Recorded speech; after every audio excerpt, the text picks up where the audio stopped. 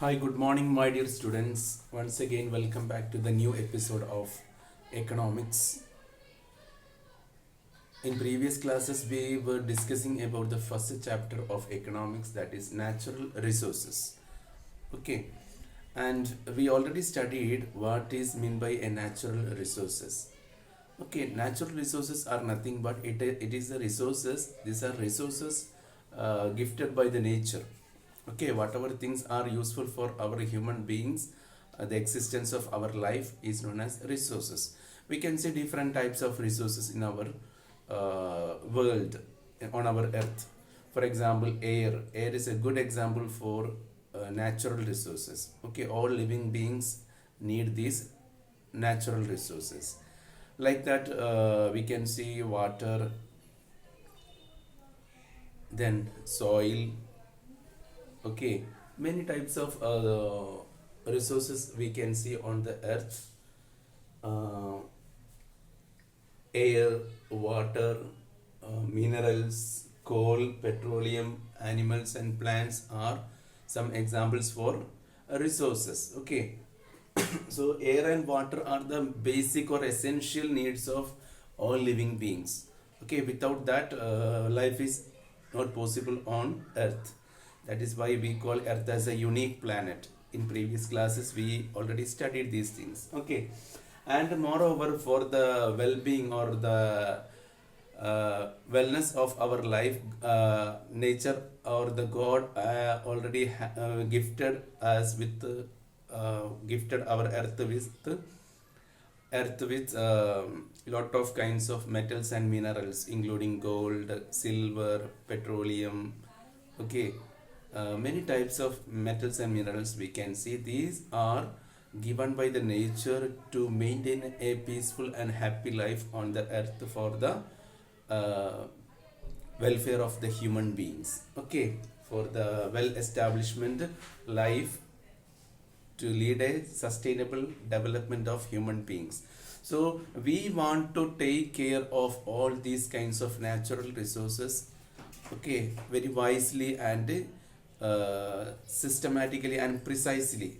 Otherwise, what will happen? The natural resources will be extincted. The natural resources will be extincted in our world. Okay, so we want to use it in a wise manner, in a well systematic manner, in order to control its overuse. Okay, not only we want these things, crores of people around, 850 crores people are living nowadays in this world.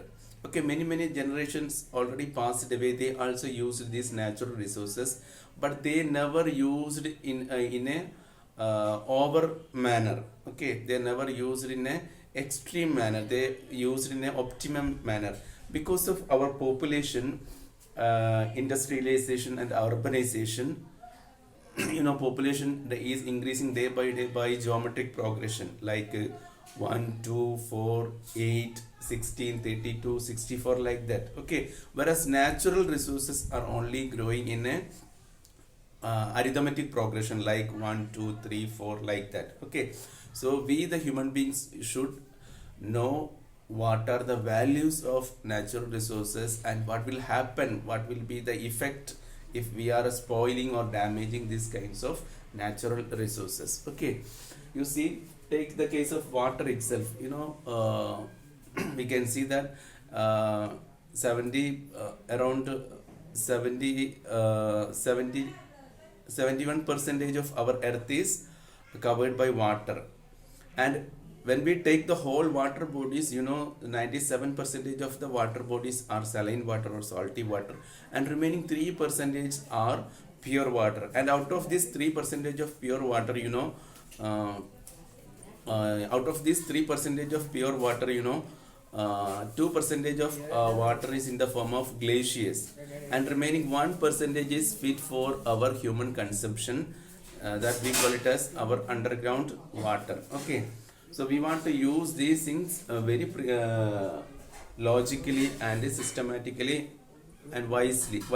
Okay, and we know that many minerals are there, coals, petroleum. Okay, all these things should be used or exploited, we should use in a systematic and proper manner. Otherwise, these resources may end.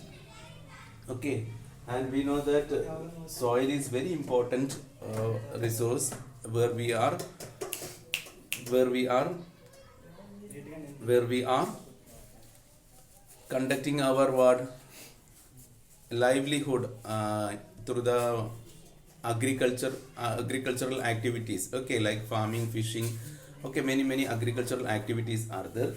So we want to use these things wisely. Okay, and moreover we can see plants and animals are there. From plants we are, from through trees we are making different types of furniture, for making different furniture in our homes, as well as for construction of the houses. And animals, we are using the skins of the animals for making leather, okay, leather substances. And we are using animals for our agricultural activities, are also for plowing the agricultural fields. Okay, so all the resources are helpful for the existence of the human beings. Okay, so my dear students, listen here. How long we will be using these resources, how long this will be available for us if we are using these things in an indiscriminatory manner.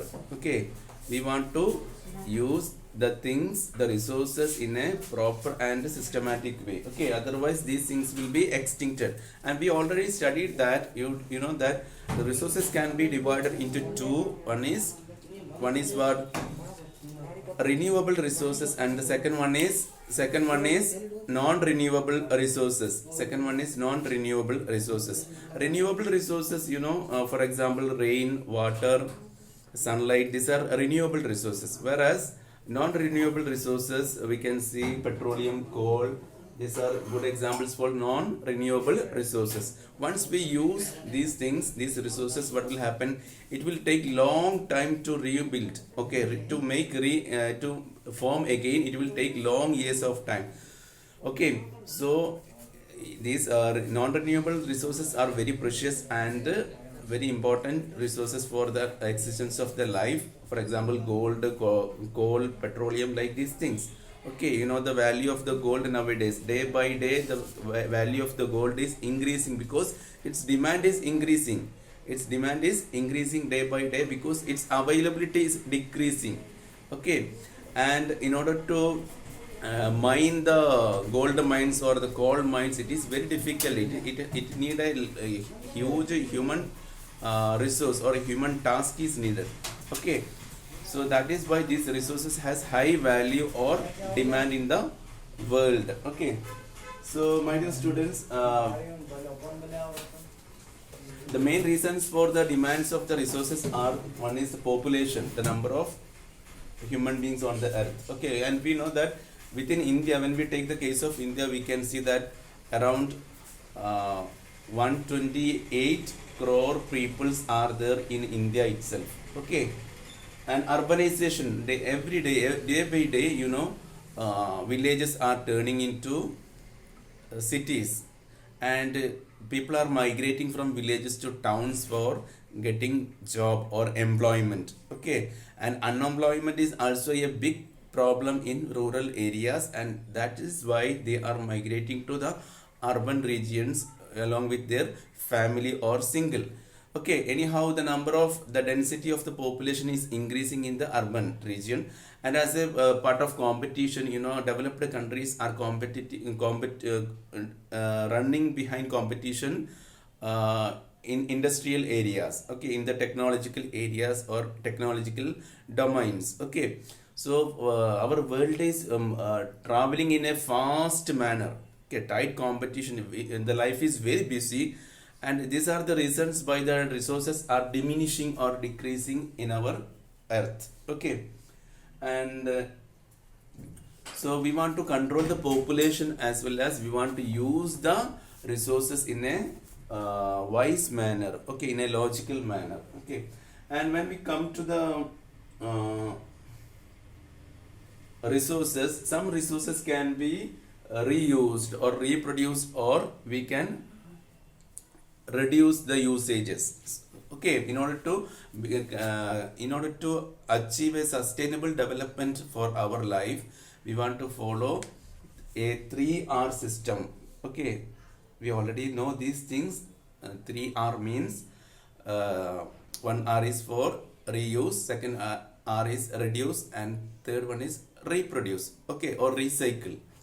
Okay, these are the manners or methodologies we can apply to uh, rebuild or regenerate the resources again and again without wasting those things. Okay, so in the page, in the textbook, we can see an important point is reducing our ecological footprint. Reducing our ecological footprint. You know, each and every individual is using an specific amount of resources from this world, and when we calculate all these resources, we are putting a big impact on the nature. Okay, so it can create lot of consequences over the earth. Okay, and my dear students, listen, the ecological footprint here. Ecological footprint means, I shall read the paragraph. Okay, you should go through these things very carefully. Reducing our ecological footprint. Listen, my dear students, on page number 126 you can see this paragraph. This is very important, okay, to know the importance of the nature and how we can conserve it. Okay, and what are the impacts we are making over the environment. Okay, so reducing our ecological footprint. Given the limited resources of the planet Earth, how much pressure is the mankind putting on it? Is there any way to measure the overall impact of human activity on the Earth's environment? The World Wildlife Fund, or WWF, has devised a measure called as the ecological footprint, which gives an idea about the extent of consumption of resources and waste generation by a country or by an individual in a country. Okay, so it is a device, it is a measurement of what the uses of the exploitation of human beings on the nature and its impact. Okay, so in brief we can say the ecological footprint measures a person's demand on the biocapacity of the earth. Okay, you might have heard about Mahatma Gandhi's one great sayings like this: whatever human beings needed is available on the earth. Okay, needy things are there in the nature, but those who are greedy, nature can't give those things. Okay, so we want to conserve the things in a wise manner. Okay, so coming to 128, page number 128, what can you do to reduce your ecological footprint? What are the solutions? What are the remedies or remedial measures to reduce ecological footprint? Okay, how we can minimize the level of maximum exploitation of resources means how we can maintain a minimum or optimum level of usage of natural resources. Okay, so many points we can see, around 6-7 points we can see. First one, buy organic food or locally grown produce. Okay, nowadays in market we can see many inorganic substances. Okay, but we should reduce its usage, or we should boycott such things, and we should focus on organic food or locally grown produce. Have a kitchen garden. By doing this, you cut down on pollution from shipping, fertilizers, packaging, etc., and your food is fresher. Okay, we should have a kitchen garden so that we can use the wastewater from the houses to grow our garden nearby the houses. Third point, bring your own bags to the store so that we can reduce the usage of plastic carry bags. Okay, that means canvas or reuse plastic paper. Buy and eat fewer processed foods. Processed foods have been frozen, canned, or packaged before coming to your table. Instead of drinking a juice box, eat a piece of fruit. instead of drinking a juice box, you eat a piece of fruit. So we can reduce the juices are kept in the bottles, maybe made up of metals or plastics. So we can reduce the pollution, soil pollution or plastic, air pollution or soil pollution. Okay. So eat less meat and dairy. Here dairy means related to milk. You can get protein from other sources too. For example, egg or pulses are good sources of protein. Okay, for building our body, we want protein. Especially growing children need sufficient amount of protein that we can take from pulses, milk. Okay, and reduce the uses of what meat and dairy. Okay, and eat at home instead of ordering out. So we should be self reliant. From we are If we are ordering from out, they will be packing and giving to us. They will be delivering by packing. So that package is a waste. Okay. So these like things we can think of to reduce the ecological footprint. Then energy, electricity. Okay, put off all lights when not in use. So knowingly or unknowingly we are wasting the natural resources. Okay, some resources are man-made. For example, electricity. Put off all lights when not in use. Turn the air conditioner and heater off at night. Turn the air conditioner and heater off at night, because the temperature is cool comparatively than daytime in night time. So we should reduce the usage of air conditioner and heater. Okay, get outside activities are fun and take less energy. So when we are sitting always inside the room, we will use electric fan, other electronic devices. So electricity will bill as well as electricity consumption will be increasing. So we should go outside. These are the some ideas. Okay, and keep doors and windows shut when heating or cooling the house. So we can reduce the wastage of energy or electricity. And transportation, walk or ride your bicycle to school in order to reduce the uses of fossil fuels like petrol, diesel, gases or LPG, whatever may be. Okay, short distance we can walk by our using our bicycle or on our own foot. Okay, turn the air conditioner take public transportation instead of using private vehicles. We should follow public transportation, so we can reduce air pollution and we can reduce the consumption of more fuels also. Okay, carpool when you are going is too far to walk. Carpool when where you are going is too far to walk. Okay, so this like many measures we can see in the chapter. Okay, and creating less waste and how we can conserve water, that is also very important point. Turn off the tap while brushing your teeth. Don't pour toxics down storms drains. Okay, especially mercury, lead, this like things are examples for toxic things. Okay, so we should reduce such usages. Run only full loads on your dishwasher or washing machine. Okay, for washing one or two dresses, don't use lot of water. We should, else we use more dresses and control the usages of water. Put a brick in your toilet tank. It saves thousands of liters of water a year. Put a brick in your toilet tank. It saves thousands of liters of water a year. So it can absorb the water and it can reduce the leakage of the water. Use Indian type toilets more. Okay, instead of using European style toilets, better we should use Indian styles, so that when we are using the flush out, at a time more than 5 liters of waters are going outside. Okay, so these are the some measures we can